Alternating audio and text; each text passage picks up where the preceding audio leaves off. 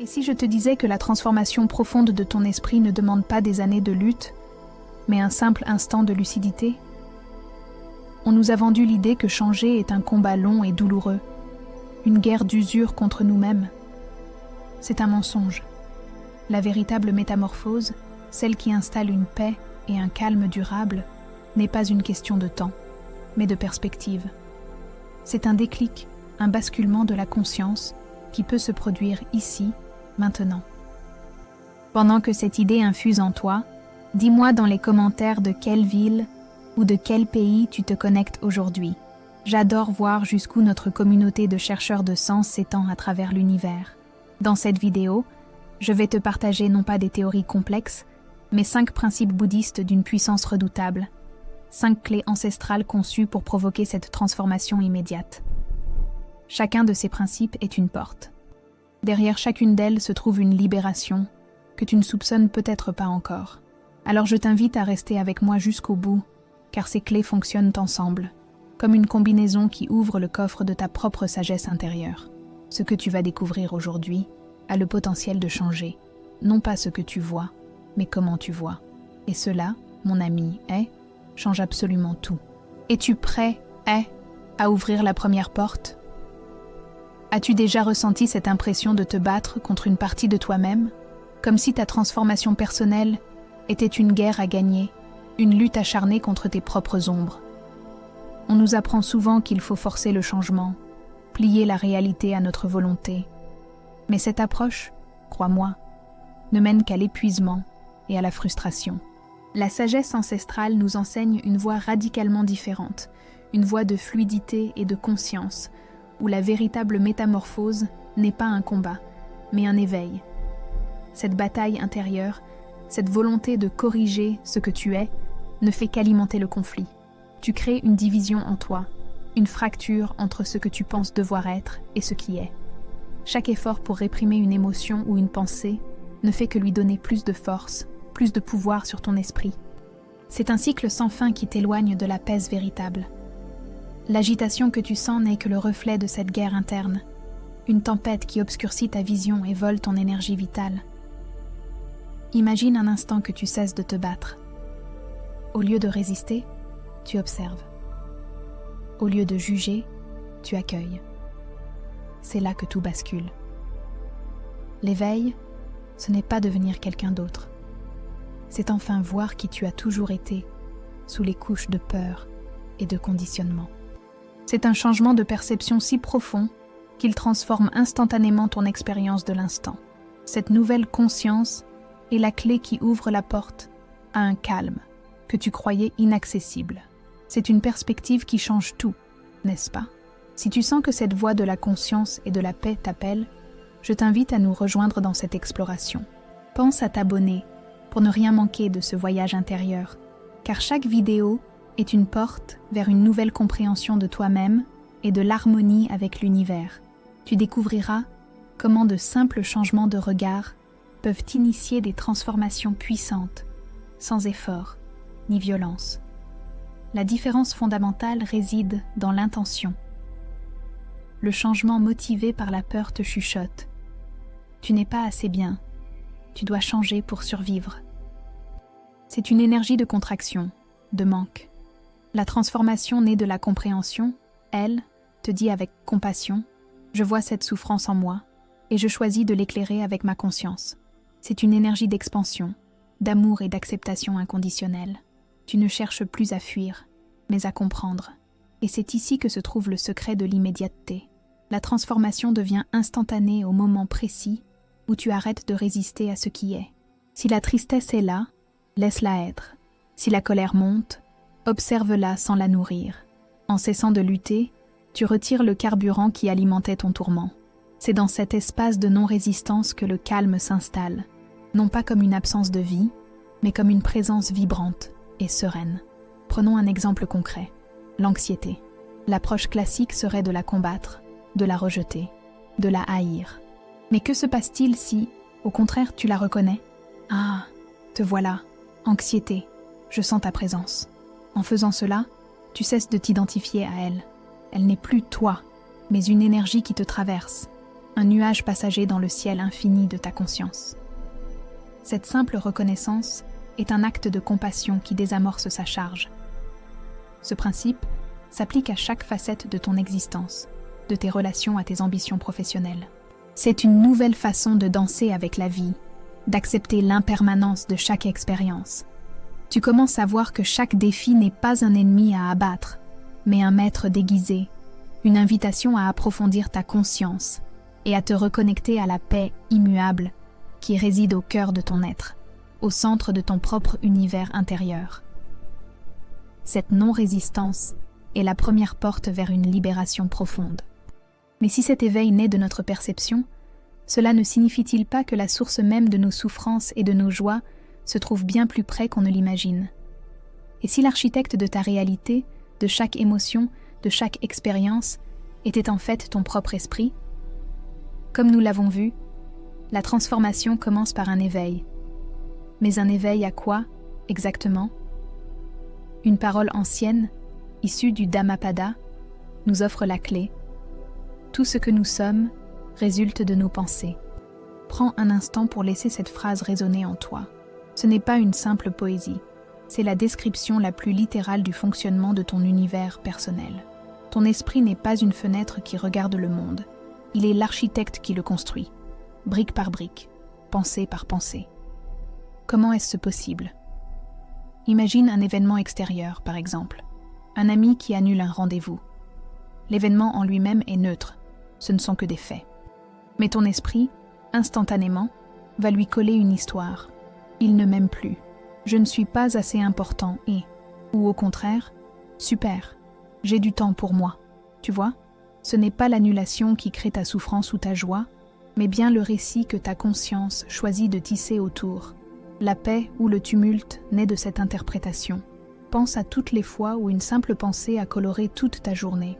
Une critique au travail, un souvenir douloureux, une inquiétude pour l'avenir. Ces pensées, lorsqu'elles tournent en boucle, deviennent le filtre à travers lequel tu perçois toute la réalité. Ton monde devient alors gris, menaçant, hostile. Pourtant, rien d'extérieur n'a réellement changé.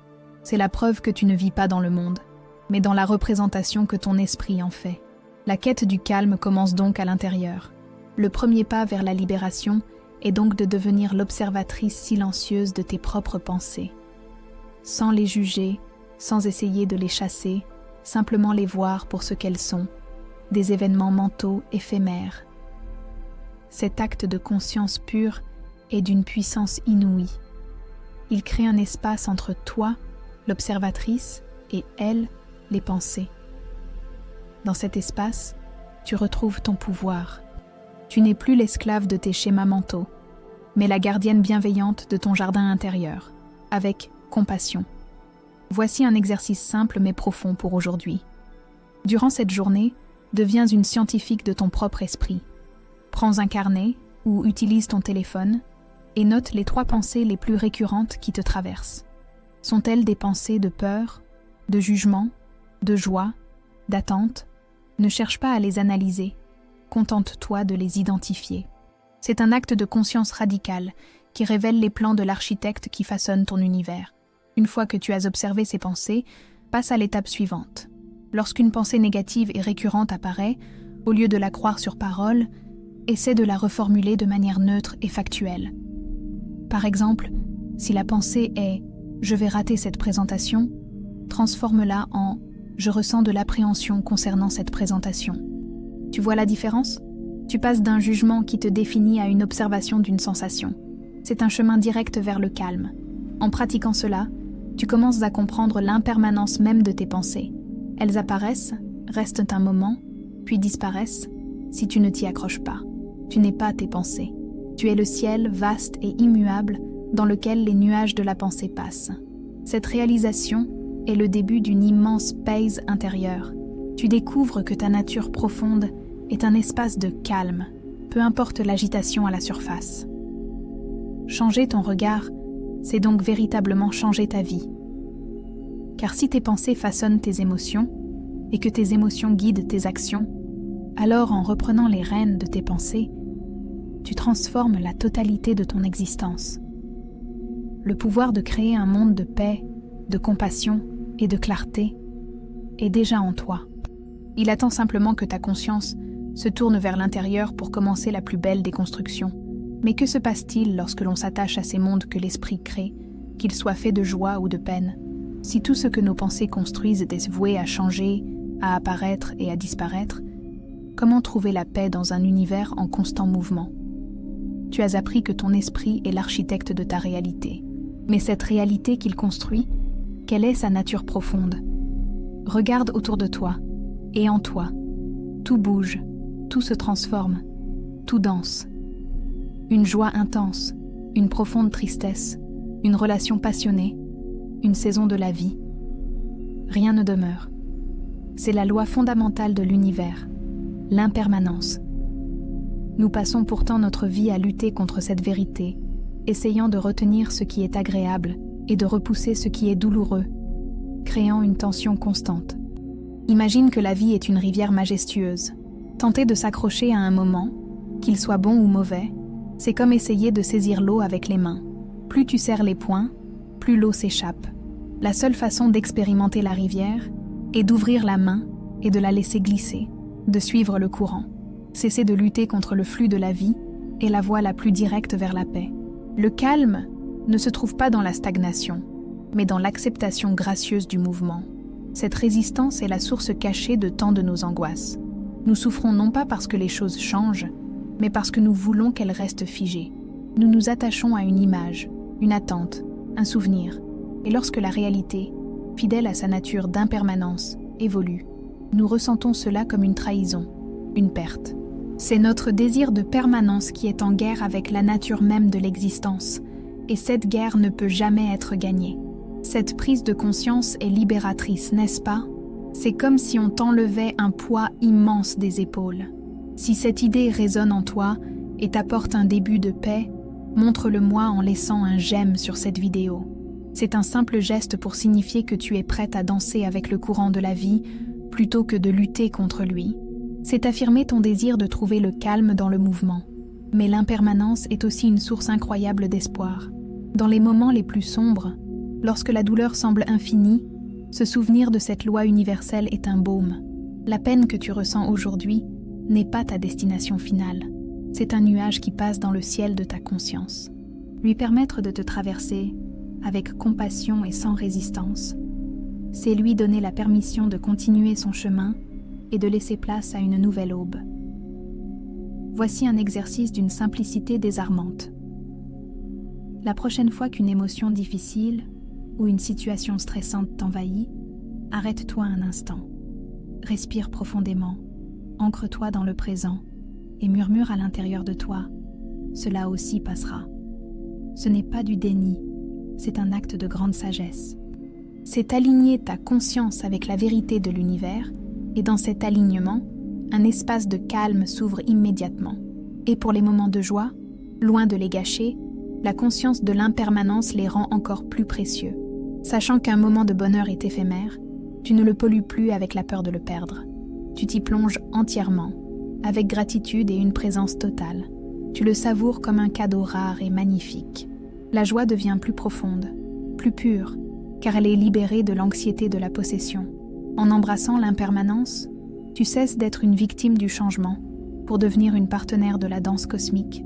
Tu comprends que c'est le mouvement même de la vie qui permet la guérison, la croissance et la renaissance. Sans impermanence, il n'y aurait pas de printemps après l'hiver, pas de guérison après la blessure, pas d'évolution. C'est le moteur même de la création, une force bienveillante qui assure que rien n'est jamais figé pour toujours. Alors, si notre souffrance naît de cet attachement à ce qui est impermanent, de cette lutte contre le courant, comment pouvons-nous déconstruire ce mécanisme en profondeur? Et si le Bouddha nous avait laissé une carte précise, un diagnostic et un remède pour naviguer cette expérience humaine et trouver la cessation de cette souffrance? Nous avons vu que notre attachement à un monde en constante impermanence est une source de tension. Cette tension, cette friction intérieure, porte un nom dans l'enseignement bouddhiste, dukkha, souvent traduit par souffrance. Le Bouddha, tel un médecin de l'âme, a offert un diagnostic d'une clarté lumineuse pour l'apaiser, les 4 nobles vérités. La première vérité est simple, radicale et pleine de compassion. Il y a de la souffrance dans la vie. Ce n'est pas une vision pessimiste, mais une reconnaissance honnête et universelle de notre condition. La deuxième vérité, c'est la plus cruciale, car elle identifie l'origine du mal. La souffrance naît de notre attachement, de notre soif insatiable. C'est le désir que les choses soient autres que ce qu'elles sont. C'est s'accrocher au plaisir, rejeter la douleur, vouloir que tout reste figé. Cette soif crée un décalage permanent entre nos attentes et la réalité de l'univers, qui est, par nature, changement et impermanence.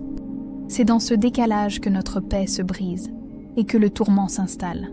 Regardons un exemple concret dans tes relations.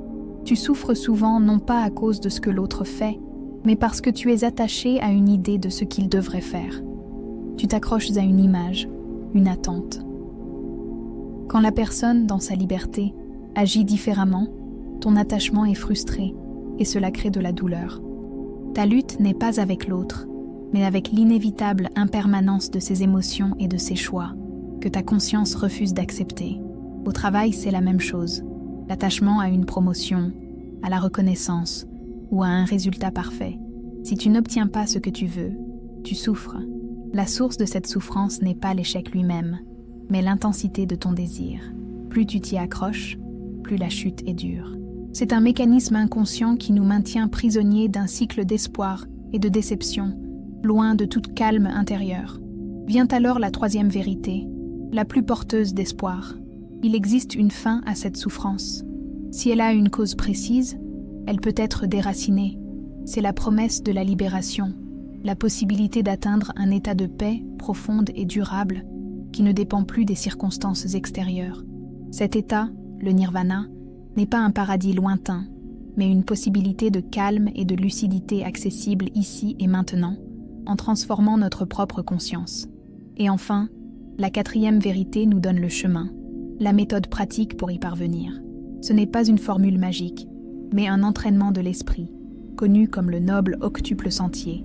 Son but est de cultiver la sagesse, une conduite éthique et une discipline mentale. Au cœur de ce chemin se trouve le développement d'une lucidité de chaque instant, d'une conscience claire qui voit la réalité telle qu'elle est, sans les filtres du désir et de la peur. Il est essentiel de comprendre que l'objectif n'est pas d'éliminer la douleur, mais de ne plus y ajouter de la souffrance. La douleur est inévitable. Une blessure physique, la perte d'un être cher. La souffrance, c'est notre réaction mentale. C'est le deuxième flèche que l'on se tire à soi-même en ressassant, en se rebellant, en se lamentant. Le chemin nous apprend, avec une immense compassion, à accueillir la première flèche sans jamais tirer la seconde. Ainsi, chaque moment de frustration ou de tristesse devient une invitation, un signal lumineux. Au lieu de le voir comme un ennemi, tu peux y voir une opportunité. C'est la vie qui te demande. À quoi es-tu en train de t'attacher? Quelle attente irréaliste nourris-tu en ce moment? Chaque difficulté devient un terrain de pratique pour ta conscience, une occasion de te libérer un peu plus et de te rapprocher de la paix, de ton véritable univers intérieur. Nous avons donc la carte, les 4 nobles vérités. Nous savons que la clé est de développer une conscience lucide pour ne plus être prisonnière de l'attachement. Mais comment, très concrètement, cultiver cette lucidité au milieu du chaos de nos vies quotidiennes? Comment transformer chaque geste, chaque respiration, en un acte de libération et de calme? Nous avons la carte, les 4 nobles vérités, qui nous montrent que la clé est la lucidité. Mais comment cultiver cette conscience au quotidien? On imagine souvent la méditation comme une pratique complexe, assise sur un coussin, loin du monde. Mais son essence la plus pure, la pleine conscience ou sati, est bien plus simple et accessible. C'est l'art d'être pleinement présent à ce que tu fais, pendant que tu le fais. C'est l'outil qui transforme la théorie en une expérience vivante et immédiate. La plupart du temps, nous fonctionnons en pilote automatique. Tu marches en pensant à ta liste de courses. Tu manges en regardant ton téléphone. Tu discutes en préparant déjà ta réponse dans ta tête. Ton corps est ici, mais ton esprit est ailleurs, perdu dans les méandres du passé ou les angoisses du futur. Ce décalage constant est une source profonde de stress et de déconnexion. La pleine conscience est l'invitation à réunifier ton corps et ton esprit dans le seul moment qui existe, maintenant. Chaque geste de ta journée peut devenir une méditation. Prends l'acte de te laver les mains. Au lieu de le faire machinalement, engage toute ta conscience. Sens la température de l'eau sur ta peau. Écoute le son du filet qui coule. Sens le parfum du savon. Observe la mousse qui se forme. Pendant ces 30 secondes, ton univers entier se réduit à cette simple expérience sensorielle. C'est un acte révolutionnaire qui t'arrache à l'agitation mentale pour te déposer dans un îlot de calme. C'est fou de réaliser à quel point on est rarement là, n'est-ce pas? Tu as déjà eu cette sensation de te réveiller au milieu d'une action, sans même savoir comment tu en étais arrivé là? Dis-le-moi dans les commentaires. Écris simplement le mot « conscience » si cette idée résonne en toi. C'est un premier pas puissant pour reconnaître ce pilote automatique et décider, avec douceur, de reprendre les commandes de ton attention. Ton ancre la plus fidèle dans cette pratique, c'est ta respiration. Ton esprit va s'égarer, c'est sa nature, c'est un signe de son impermanence. L'objectif n'est pas de le forcer au silence, c'est de remarquer, avec une infinie compassion, qu'il est parti et de le ramener tendrement à la sensation du souffle. Ta respiration est toujours là, dans le présent. Elle est le pont d'or entre ton monde intérieur et le monde extérieur. Ta porte d'accès instantané à la paix. Alors, je te propose un rituel d'une grande simplicité. 3 pauses conscientes par jour. Place une alarme discrète le matin, à midi et en fin de journée. Quand elle sonne, où que tu sois, quoi que tu fasses, arrête-toi. Prends simplement 3 respirations profondes et conscientes. Sens l'air qui entre, remplit tes poumons, puis qui ressort. C'est tout. 3 respirations pour te reconnecter à toi-même, pour ramener ton esprit à la maison. C'est un geste de paix envers toi-même. Le secret ici, c'est que la transformation immédiate réside dans la présence, pas dans la perfection. Tu n'as pas besoin d'atteindre un état de vide mental absolu. Ça, c'est un mythe qui décourage. Le véritable succès, c'est de remarquer que tu étais perdu dans tes pensées et de revenir, encore et encore. Chaque retour est une victoire, un renforcement de ton muscle de la conscience. C'est un acte de compassion pour ton esprit agité. En pratiquant ainsi, tu commences à infuser de la présence dans tous les aspects de ta vie. Une conversation tendue devient une occasion d'écoute profonde. Une tâche ménagère ennuyeuse se transforme en une exploration sensorielle. Tu découvres une richesse, un calme et une beauté dans l'ordinaire que tu ne soupçonnais pas. Tu apprends à habiter ta vie, plutôt que de simplement la traverser en courant. Tu trouves la paix au cœur même du chaos. Quand tu commences à observer ton propre esprit avec cette conscience douce et sans jugement, quelque chose de magique se produit. Tu développes une forme de bienveillance envers toi-même, une acceptation radicale. Et si cette énergie de transformation intérieure, cette compassion, pouvait devenir une force active qui ne guérit pas seulement ton propre cœur, mais qui rayonne aussi vers l'extérieur? En développant une conscience attentive et bienveillante envers toi-même, tu as planté la graine d'une force immense, la compassion, ou karuna. Oublie l'idée que la compassion est une forme de pitié ou de faiblesse. Dans la sagesse bouddhiste, c'est l'une des énergies les plus actives et les plus puissantes de l'univers. C'est le souhait vibrant et courageux que tous les êtres, toi y compris, soient libérés de leur souffrance. C'est la réponse du cœur éveillé à la réalité du monde. Cette compassion authentique ne naît pas de l'émotivité, mais de la sagesse. Quand tu as compris en profondeur que chaque personne que tu croises, sans exception, désire être heureuse et éviter de souffrir, tout comme toi, quand ta conscience perçoit que nous sommes tous embarqués dans le même bateau de l'impermanence, luttant avec nos attachements, alors le jugement s'efface. À sa place fleurit une empathie profonde, une reconnaissance de notre humanité partagée. Dans la tradition, cette énergie a un visage, celui de Guanyin, qui est l'incarnation de la compassion infinie.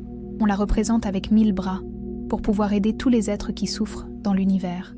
Elle est celle qui entend les pleurs du monde. Imagine cette qualité en toi, une capacité d'écoute profonde, une attention sans jugement, une volonté de soulager la peine par la simple force d'une présence aimante. Cette énergie de paix et de soin est une facette de ta propre nature.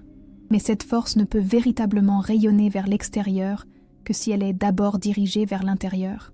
Il est impossible d'offrir un calme durable aux autres si tu es en guerre avec toi-même.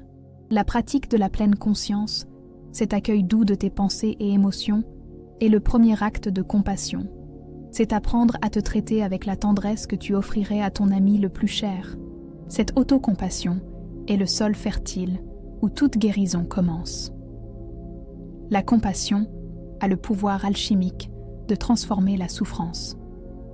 Lorsque tu rencontres une douleur, la tienne ou celle d'un autre, avec cette énergie de chaleur et d'acceptation, la douleur ne disparaît pas forcément, mais sa nature change. Elle cesse d'être un ennemi terrifiant à abattre. Elle est comme tenue, enveloppée dans un espace plus vaste d'amour. C'est le baume qui n'enlève pas la blessure, mais qui apaise la brûlure et permet à la paix de revenir.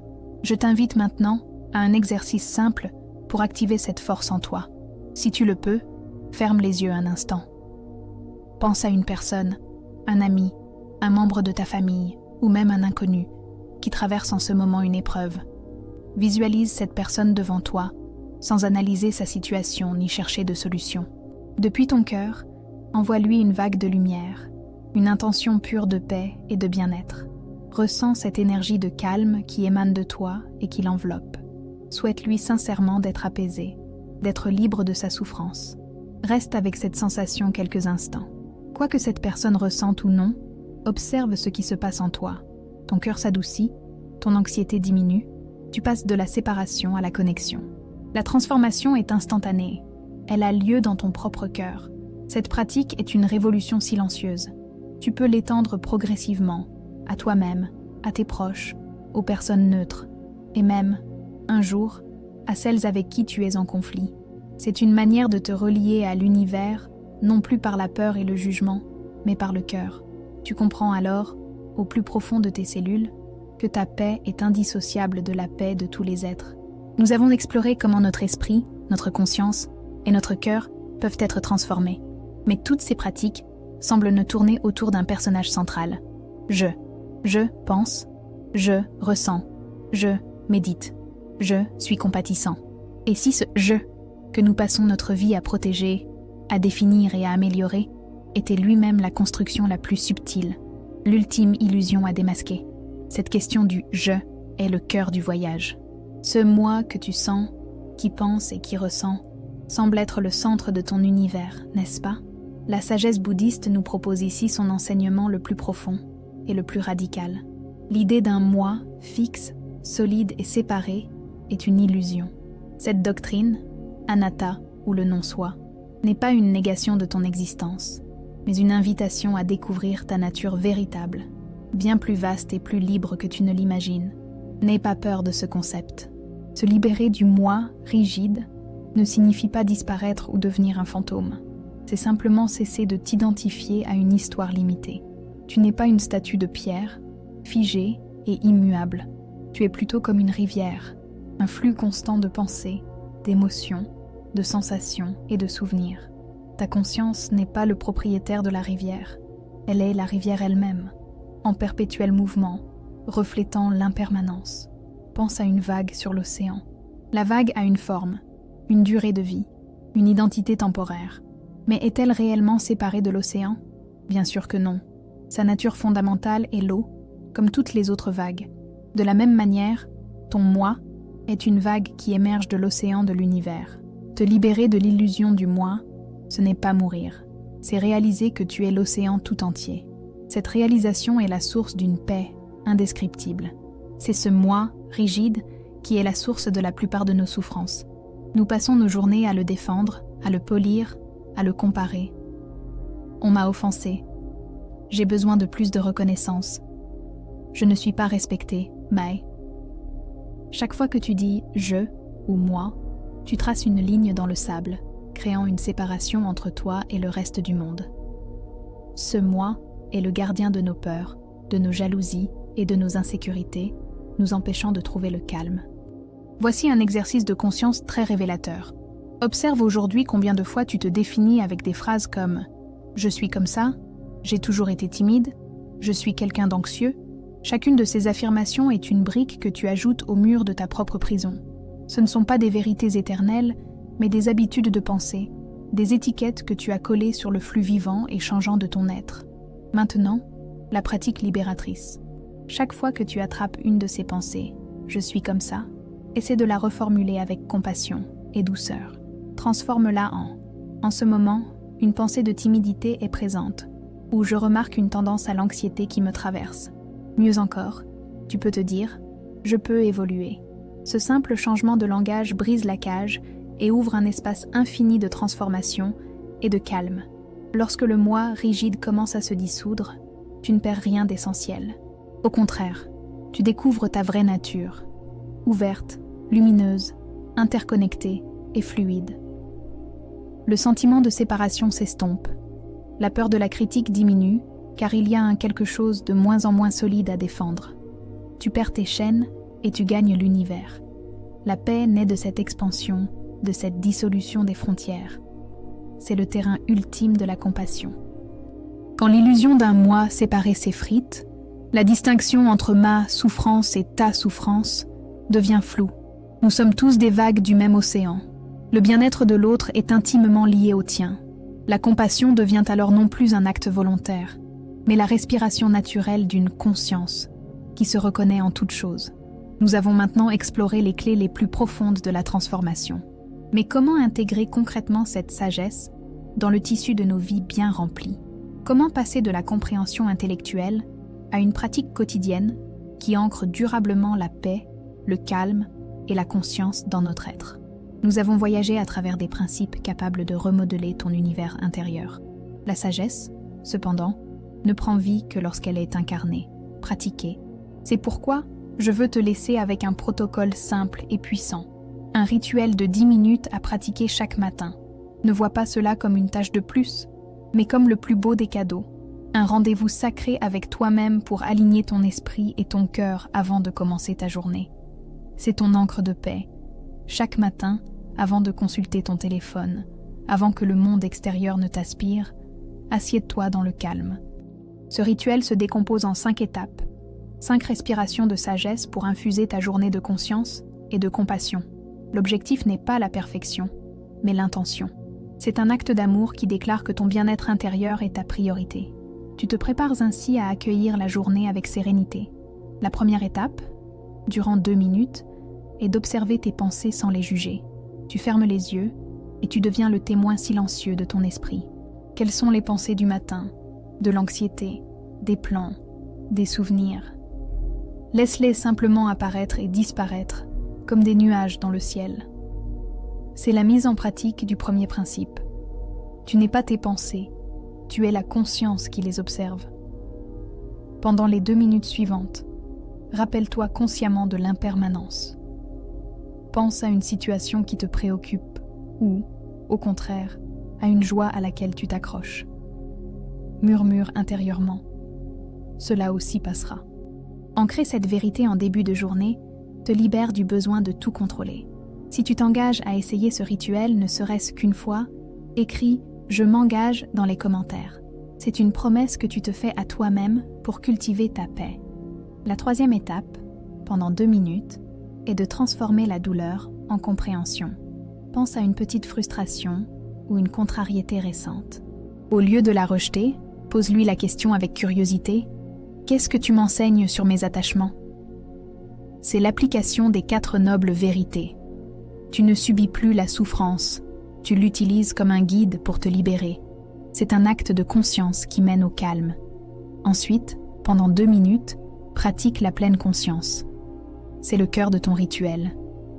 Ramène toute ton attention sur ta respiration. Sens l'air frais qui entre, l'air tiède qui sort. Quand ton esprit s'échappe, ce qui est normal, ramène-le avec une infinie douceur. C'est ton ancrage dans le moment présent, ton portail direct vers le calme et la sérénité. Tu recharges tes batteries dans la seule réalité qui soit. Pour les 2 dernières minutes, envoie un acte de compassion. Visualise une personne que tu aimes et envoie-lui des vœux de bonheur et de paix. Ensuite, visualise-toi et offre-toi la même bienveillance. C'est l'activation de Karuna, cette énergie puissante qui dissout le sentiment de séparation et te connecte au cœur de l'univers. Tu termines ta pratique non pas centrée sur toi, mais le cœur grand ouvert. Ce rituel de 10 minutes n'est pas une baguette magique, mais une boussole. Chaque matin où tu l'utilises, tu réorientes ton être vers la conscience. Tu apprends à naviguer les vagues de l'impermanence avec plus de grâce et moins de peur. Jour après jour, tu tisses ces principes dans la trame même de ton existence, créant un espace intérieur de calme, de paix et de liberté. Tu as maintenant reçu les clés. Le chemin de la transformation n'est plus un mystère lointain, mais une série de pas concrets que tu peux faire, ici et maintenant. La sagesse ancestrale n'est pas dans les livres, elle est dans ton souffle, dans tes gestes, dans ton cœur. La porte est ouverte. Il ne te reste plus qu'à la franchir, chaque jour. Nous arrivons à la fin de notre temps ensemble, mais le véritable voyage, le tien, ne fait que commencer. Ces 5 principes ne sont pas des connaissances à accumuler dans ton esprit, mais des graines à planter dans le jardin de ta conscience. La transformation ne viendra pas de la simple écoute de ces mots, mais de l'acte courageux de les vivre, jour après jour, souffle après souffle. Alors, je te pose la question, parmi ces 5 clés, laquelle a résonné le plus fort pour toi aujourd'hui? Est-ce la puissance de l'esprit, la libération de l'impermanence, la clarté sur la souffrance, la magie de la pleine conscience ou la force de la compassion? Partage-le dans les commentaires. Ta réponse est un phare, t'indiquant par où commencer ton chemin. Et si la véritable question n'était pas « Comment puis-je changer ?», mais plutôt « Qui suis-je vraiment lorsque la lutte cesse ? Que reste-t-il quand tu déposes les armes contre toi-même et que tu te reposes simplement dans ce qui est ?» Ce chemin de découverte ne s'arrête pas avec cette vidéo. C'est une exploration de chaque instant. Si tu sens l'appel à continuer ce voyage en profondeur avec nous, à continuer d'éveiller ta conscience, je t'invite chaleureusement à t'abonner à la chaîne pour ne rien manquer des prochaines étapes. Pour finir, souviens-toi de ceci. Tu ne cherches pas à construire la paix. Tu ne cherches pas à importer le calme. Tu es simplement en train de retirer, avec une infinie compassion, tout ce qui t'empêche de voir que la paix et le calme sont ta nature véritable, aussi vastes et silencieux que l'univers étoilé. C'est déjà là. Regarde simplement.